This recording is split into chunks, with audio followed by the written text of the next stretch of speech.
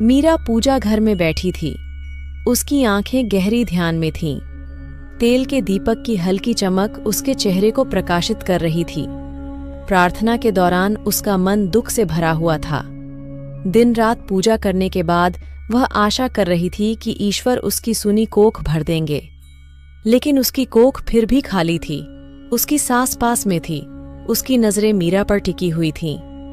तभी उसकी सास मीरा से कहती है, पूजा पाठ तो ठीक से कर। अगर अच्छे से पूजा करती तो भगवान तेरी कोख खाली नहीं छोड़ता। मीरा पूजा खत्म कर आरती की थाली लेकर सास के पास आती है। सास गुस्सा होकर वहां से चली जाती है। यह देख मीरा का दिल दुख से भर जाता है, लेकिन वह चुपचाप रहती है और आंसू के घुट पीकर रह जाती है। मीरा के पति बिराज को उसके बॉस बिजनेस के सिलसिले में अलग अलग कंट्री भेजते रहते हैं, जिस कारण बिराज मीरा के साथ बहुत कम समय बिता पाता है। बिराज मीरा को उतना पसंद नहीं करता क्योंकि मीरा घरेलू महिला है। बिराज को मॉडर्न बीबी चाहिए थी, पर उसने दहेज के लालच में मीरा से शादी कर ली। इसी बीच बिराज को कनाडा जाना पड़ता है। वहां एयरपोर्ट में उसे एक लड़की दिखती है। उसे देखते ही बिराज उसके प्यार में पड़ जाता है और उसके पास जाकर कहता है, हेलो, आई एम बिराज। नमस्ते बिराज। आप हिंदी भी बोल लेती है? बिकॉज मैं बिहार से हूँ। बिहार का नाम सुनकर बिराज का मन उदास हो जाता है। उसे मीरा की याद आ जाती है, क्योंकि मीरा भी बिहार से है। पर प्रिया कनाडा में रहती है, इसलिए मॉडर्न होगी। यह सोचकर उसे अच्छा लगता है और वह प्रिया का नंबर ले लेता है। जब बिराज घर लौटता है तो वह पूरा वक्त प्रिया के ख्यालों में डूबा रहता है। वह सुध-बुध खो बैठता है। उसे न खाने की चिंता थी और न ही किसी और चीज की। अगले दिन जब बिराज ऑफिस जाता है तो देखता है कि प्रिया भी उसी ऑफिस में काम करती है। धीरे धीरे दोनों में दोस्ती बढ़ती है और प्रिया को बिराज से प्यार हो जाता है। फिर 1 महीने बाद दोनों की शादी हो जाती है और वे साथ में वापस आ जाते हैं। सुनिए, इस बार आप काफी दिन बाद आए। कभी भी आप 1 हफ्ते से ज्यादा नहीं रहते, फिर इस बार क्या हुआ? तुम नहीं समझोगी। तुम इतनी पढ़ी लिखी नहीं हो। आपके लिए कुछ ले आऊं? कॉफी ले आओ। और सुनो, शाम को मेरी असिस्टेंट आ रही है। अब से वो भी यही रहेगी। मीरा को पता नहीं था बिराज के दिल में क्या है।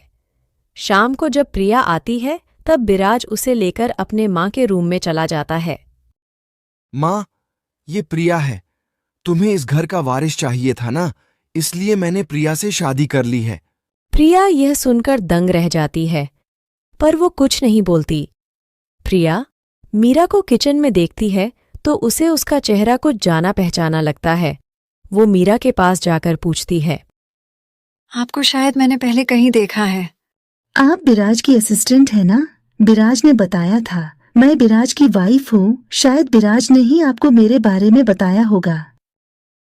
क्या बिराज शादीशुदा है? हमारी शादी को 3 साल हो गए हैं। आपका मायका कहाँ है? मेरा मायका बिहार में है। मैं भी बिहार से हूँ। आपके पिताजी क्या करते हैं? वो गांव के विधायक है। ये सुनकर प्रिया को याद आता है कि जब वह स्टडी करना चाहती थी और उसके पापा के पास उतने पैसे नहीं थे, तो मीरा के पापा ने ही सारे पैसे दिए थे। मीरा के पापा काफी दिलेर इंसान हैं। उन्हें दूसरों की मदद करना काफी अच्छा लगता था। ठीक वैसी ही है मीरा। इसी बीच उसकी सास किचन में आ धमकती है और मीरा को बोलती है, क्यों रे कलमोही, अब तक तूने खाना नहीं बनाया। चल अच्छे से खाना बना। जो प्रिया बेटी को पसंद है वही बनाना।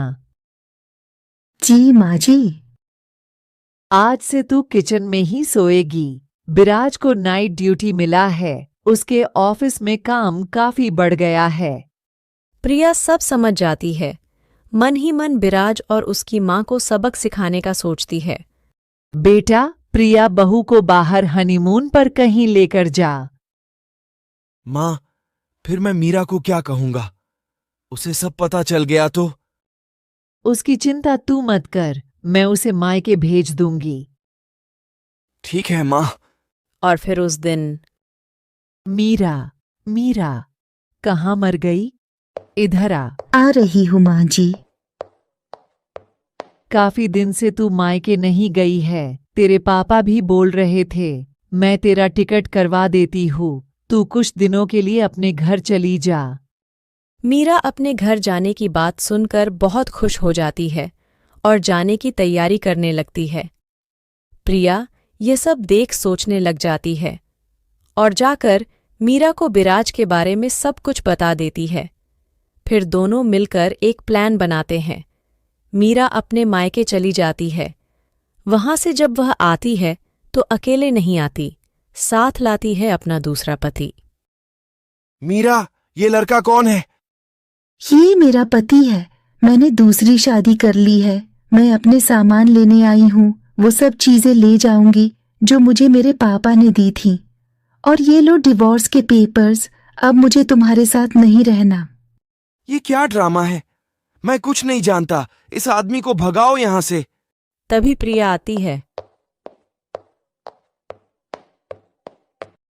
ये लो बिराज, डाइवोर्स के पेपर्स। मुझे तुम्हारे साथ नहीं रहना। जो इंसान झूठ बोलकर शादी करे और अपनी सीधी सादी बीबी को धोखा दे, उसके साथ कोई कैसे रह सकता है? और रही बात मीरा माँ क्यों नहीं बन पा रही, तो ये बात तुम भी अच्छे से जानते हो कि कमी मीरा में नहीं बल्कि तुम में है। ये क्या बोल रही हो प्रिया बेटी? ऐसा नहीं है, तुम्हें कोई गलत फहमी हुई है। ये मीरा ही अभागी है जो मेरे बेटे की किस्मत में आ गई है। बिराज, पेपर्स पर साइन करके भिजवा देना। इतना कहकर प्रिया और मीरा दोनों चली जाती हैं। बिराज दुखी हो जाता है और अपनी किस्मत पर पछताता है कि उसके साथ आखिर क्या हो गया। दोनों के जाने के कुछ दिन बाद बिराज मीरा के घर जाता है और मीरा से माफी मांगता है। मुझे माफ कर दो मीरा, मुझसे बहुत बड़ी गलती हुई है। प्लीज मुझे माफ कर दो। तुम्हें अपनी गलती का एहसास हुआ, मेरे लिए यही काफी है। घर चलो मीरा, नई जिंदगी की शुरुआत करते हैं। और फिर दोनों खुशी खुशी घर चले जाते हैं।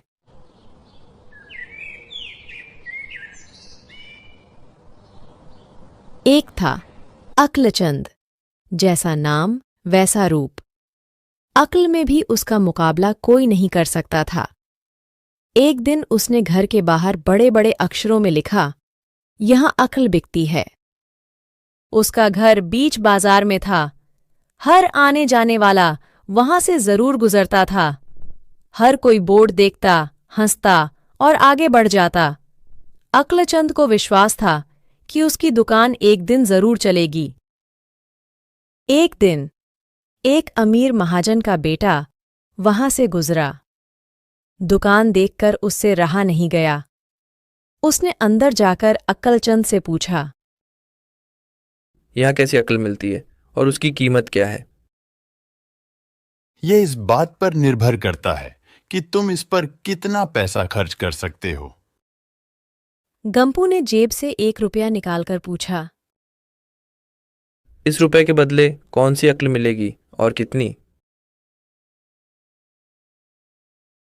भाई, 1 रुपए की अक्ल से तुम 1 लाख रुपया बचा सकते हो। गंपू ने 1 रुपया दे दिया। बदले में अक्लचंद ने एक कागज पर लिखकर दिया, जहां 2 आदमी लड़ झगड़ रहे हों वहां खड़े रहना बेवकूफी है। गंपू घर पहुंचा और उसने अपने पिता को कागज दिखाया। कंजूस पिता ने कागज पढ़ा तो वह गुस्से से आग बबूला हो गया। गंपू को कोसते हुए वह पहुंचा अक्ल की दुकान।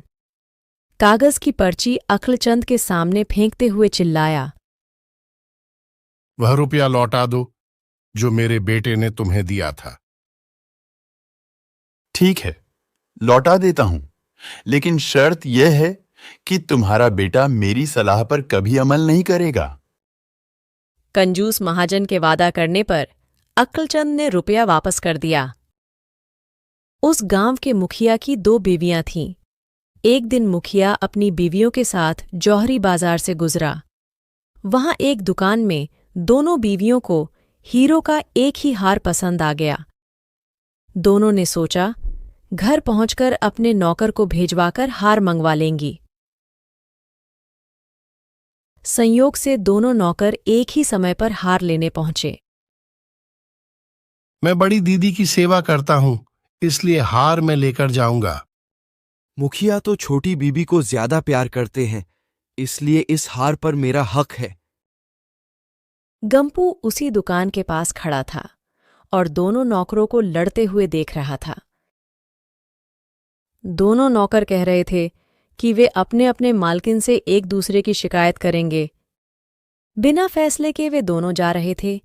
तब उन्होंने गंपू को देखा तो बड़े मालकिन के नौकर ने कहा, यहां जो कुछ हुआ तुम उसके गवाह रहना।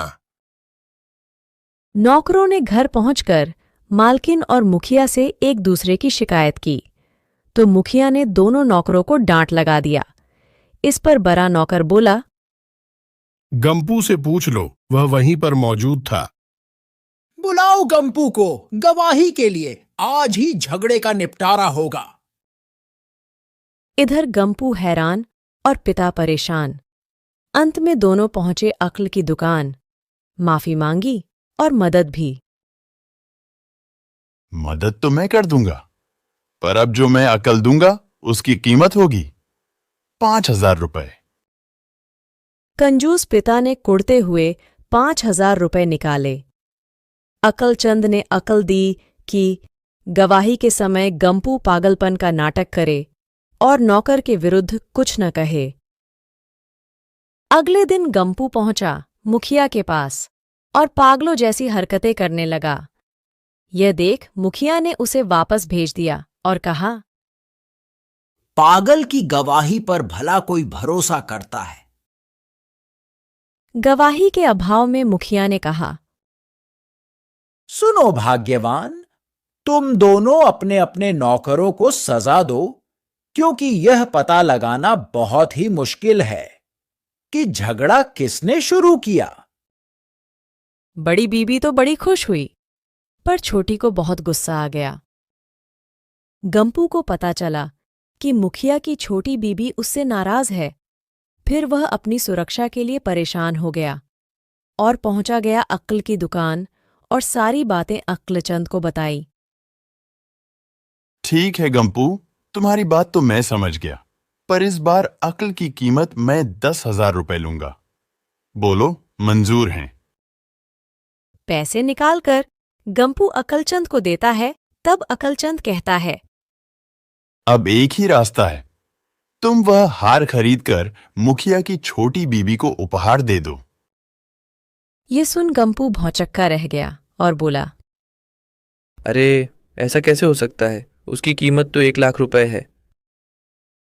कहा था ना उस दिन जब तुम पहली बार आए थे कि 1 रुपए की अकल से तुम 1,00,000 रुपए बचा सकते हो। इधर गंपू को हार खरीदकर भेंट करना पड़ा, उधर अक्ल की दुकान चल पड़ी। कंजूस महाजन सिर पीटकर रह गया। ऐसे ही और वीडियोस देखने के लिए लाइक, शेयर और सब्सक्राइब करें हमारे चैनल को। Thanks for watching.